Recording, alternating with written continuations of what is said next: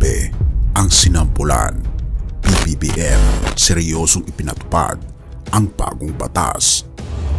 At ang batas na ito ay hindi pinabangga ang mga maliliit, kundi ang mga milyonaryo at mga bilyonaryo. At sa kasaysayan ng ating bansa, wala pang ganitong klase ng batas na ipinatupad ng mga nagdaang administrasyon. At dahil sa batas na ito, dito na natatapos ang malilikayang araw ng mapagsamantalang bilyonaryo at mga milyonaryo. Halika, atin itong pag-usapan.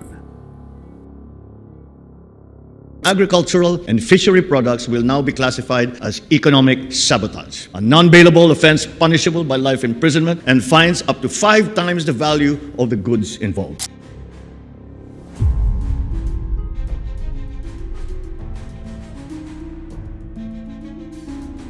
Minsan ka na bang napaisip kung hanggang kailan tayo magtitiis sa smuggling at kartel na tila walang katapusang nagpapahirap sa ating agrikultura at nagsasabotahe sa ating ekonomiya? The Philippine Interior Secretary says 2 politicians from Central Luzon have reached out to him after they were linked to illicit cigarette production. Secretary John Vic Remulla bared last week the 2 politicians are being eyed as masterminds behind a massive illegal operation following a raid on a warehouse in Mexico, Pampanga. Remulla says their names will be revealed when the case buildup is completed. Pina-finalize namin yung money trail, pina-finalize namin yung link chart, pero sila mismo nag-reach out na sa akin, gusto daw ko kausapin. Through their friends, lumapit na naman sa akin. Kakusapin daw ko, pero ayoko pa kausapin. Hindi na natin hanggang matapos namin yung investigative work namin. But we are fairly certain na involved yung dalawa. Napakadali kasi nilang manipulahin ang presyo ng ating ekonomiya at dito papasok ang pag-uusap ng supply and demand. Kung dadamihan ng mga smugglers ang supply, ay babagsak ang presyo ng mga illegal na mga produkto, habang ang mga nasa legal na proseso ay magiging mas mukhang mas mahal na ito. At malamang sa malamang, ang ating mga kababayan ay gusto ng mas mura at dito babagsak ang ekonomiya ng ating bansa. At kamakailan lamang, isang malaking balita ang yumanig sa bansa. Ang 178.5 milyong halaga ng smuggled frozen mackerel na nasabat sa Manila International Container Terminal. Kung dati parang hindi natin nararamdaman ang tunay na aksyon laban sa smuggling, ngayon tila may bago ng kwento. At hindi ito basta-basta mga kaibigan. Binabangga ng batas na ito ang mayayaman ng mga tao. Pero ano nga ba ang nakakagulat dito? Si Pangulong Ferdinand Bongbong Marcos Jr. mismo ang nagsabing ito ang kauna-unahang kaso sa ilalim ng bagong Anti-Agricultural Economic Sabotage Act of 2024. Ang batas na ito ay sinabatas para tuluyang wakasan ang smuggling, hoarding at kartel na pumapatay sa kabuhayan ng mga magsasaka at mangingisda.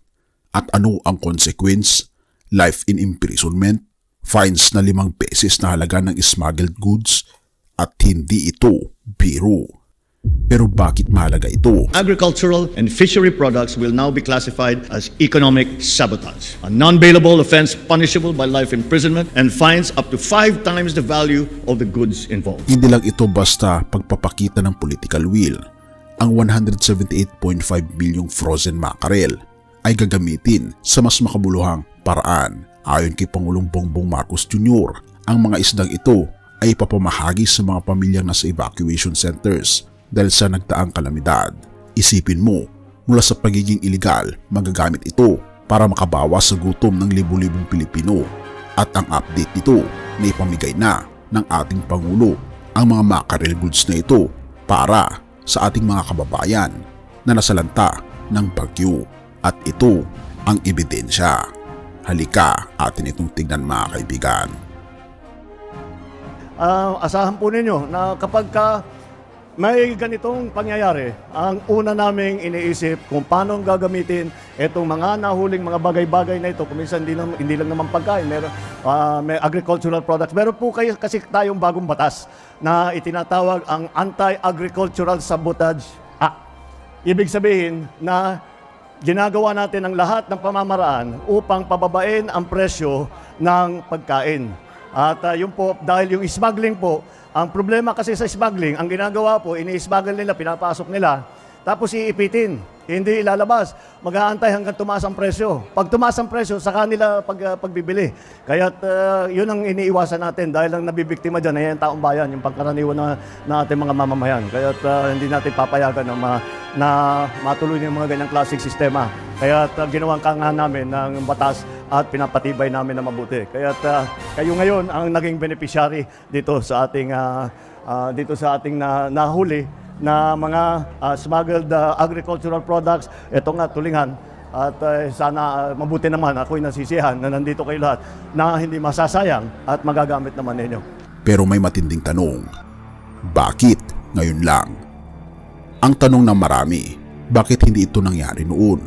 Simple lang ang sagot, kulang ang batas na may ngipin laban sa mga nasa likod ng mga iligal na gawain. Pero sa Republic Act No. 12022, hindi na ito basta maliit na pagkakamali, itinuturing na itong economic sabotage, isang mabigat na krimen na kayang bumagsak ang ekonomiya. Kaya kung iisipin mong tapos na ang kwento, nagkakamali ka. Ito pa lang ang simula ng laban. Sa wakas, ang mga ahensya tulad ng Bureau of Customs, Bureau of Fisheries and Aquatic Resources at Department of Social Welfare and Development ay nagtutulungan na parang isang makinarya. Ang mga dating hiwa-hiwalay na kilos ay tila nagkakaroon ng isang layunin, protektahan ang ekonomiya ng agrikultura at tulungan ang mga nangangailangan. Pero ano ang aral dito? Ang hakbang na ito ay nagpapaalala sa atin na hindi lahat ng balita ay negatibo. May mga kwentong nagbibigay liwanag sa kakayahan ng liderato na tunay na kumikilos para sa kabubuti ng nakararami. At ang tanong, kung ganito ang unang kaso, ano pa kaya ang susunod? Hanggang dulo napaisip ka, kaya't abangan natin ang mga susunod na kabanata ng labanang ito. Baka sa pagkakataong ito, hindi na tayo ang talo. PBBM may just have set the bar higher than we ever imagine. Kawikaan 15 verse 26, ang gumagawa ng masama ay kapuot-puot sa Panginoon, ngunit ang may malinis na layunin ay kanyang kinalulugtan. Ang sitwasyong ito ay nagpapaalala sa atin na ang hustisya ng ating Panginoong Diyos ay laging nararapat at tapat. Sa pamagitan ng bagong batas na ipinatupad, nagiging instrumento ang ating Pangulo, si Pangulong Ferdinand Marcos Jr. upang maipatupad ang katwiran laban sa mga maling gawain tulad ng smuggling. Ito'y patunay na ang kabutihan ng malinis na hangarin ay laging nangingibabaw sa kasamaan. Bilang mga Pilipino, naway maging mapanuri tayo, mapagpakumbaba at handang sumuporta sa mga hakbang na nagpapabuti sa ating bayan. Ang tanong, paano mo maipapakita ang katarungan at malasakit sa iba sa araw-araw mong pamumuhay? Tayo'y manalangin. Ama naming banal na makapangyarihan sa lahat, Diyos ng hustisya at kabutihan, kami po'y napapasalamat sa iyong patuloy na paggabay sa aming bayan. Salamat po, aming Panginoong Diyos, sa mga lider na inyong iniluklok upang magsilbi ng may malasakit at pananagutan. Sa pagkakataong ito, itinataas namin ang aming pasasalamat sa hakbang na ginagawa ng aming gobyerno upang labanan ang kasamaan at tulungan ang mga nangangailangan. O aming Panginoong Diyos, bigyan niyo po kami ng karunungan, gayon din ang aming mga pinuno upang manatili silang tapat sa kanilang layunin. Palakasin niyo rin po ang bawat isa sa amin upang maging mapanuri at masunod ang iyong kalooban sa aming pang-araw-araw na gawain. Pagpalain niyo po ang lahat ng nanonood ng content na ito at gayon din ang mga nakikinig. Bigyan niyo po sila ng kapayapaan, kasaganaan at pusong bukas sa iyong banal na salita. At tulungan niyo po sila magkaroon ng mas malalim na relasyon sa inyo at maging instrumento ng hustisya at malasakit sa aming kapwa. Purihin ka, o aming Panginoong Diyos, at ang lahat ng ito ay tinataas namin. Alang-alang sa matamis na pangalan ng aming Panginoon Hesus, at salamat sa pagdinig ng aming panalangin at patawarin po kami sa lahat ng aming pagkukulang at pagkakasala, sapagkat ito may sabot hiling sa matamis na pangalan ng aming Panginoon Hesus. Amen.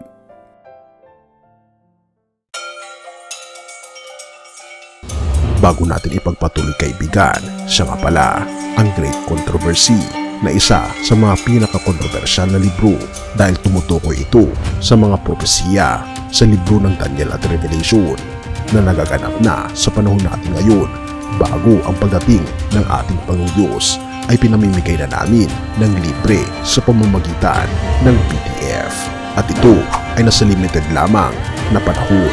Kaya i-click mo sa description sa baba upang ma-avail mo kaibigan ang napaka-importanteng libro ito na magbubukas sa iyo sa mas maliwanag mong hinaharap. Purihin ang ating Panginoong Diyos at tayo magpatuloy.